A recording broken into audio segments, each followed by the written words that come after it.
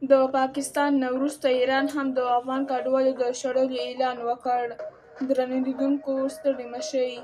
ایران هغو افغانانو ته د ایستلو ګواښ کړی چې د ولسواکۍ له نسکورېدو وروسته دې هېواد ته کډوال شي. ایرانیو چارواکو افغان کډوالو ته خبرداری ورکړی چې تر 15 ورځو پورې دا هېواد پرېږدي او افغانستان ته ستانه شي.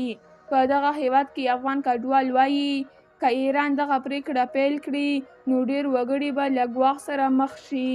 د ایران د سرشمېرنې ادارې د دونۍ یا دوشنبې پر ورځ د وري پر 25مه یو شمېر افغان کډوالو ته فورمې سپارلې چې ډکې یې کړئ او وروسته له 15 ورځو د جبري بیرته ستنولو پنډغالو ته دې لاړ شي تر څو افغانستان ته ستانه کړای شي.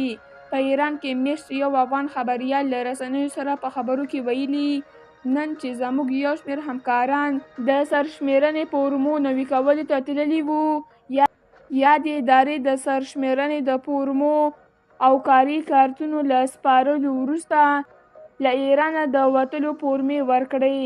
په دې فورمه کې راغلي چې د 15 ورځو وروسته باید د کډوالۍ پنډغالو ته ورشي او له ایران نه ووځي.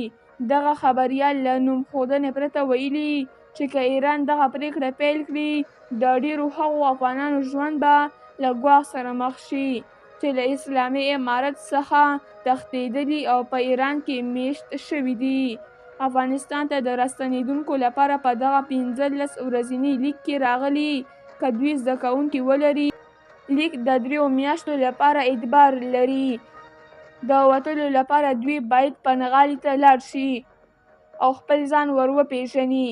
که دوی د کار سپین کارت ولري نو باید په افغانستان کې د ایران د استازولۍ او کونسلګرۍ څخه د پیژندنې لیک په نوم یو لیک ترلاسه کړي چې دوی ته اجازه ورکوي تر څو د کار لپاره بیرته ایران ته راستانه شي.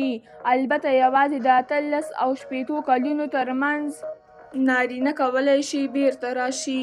درنو لیدونکو له ملتیا مو مننه.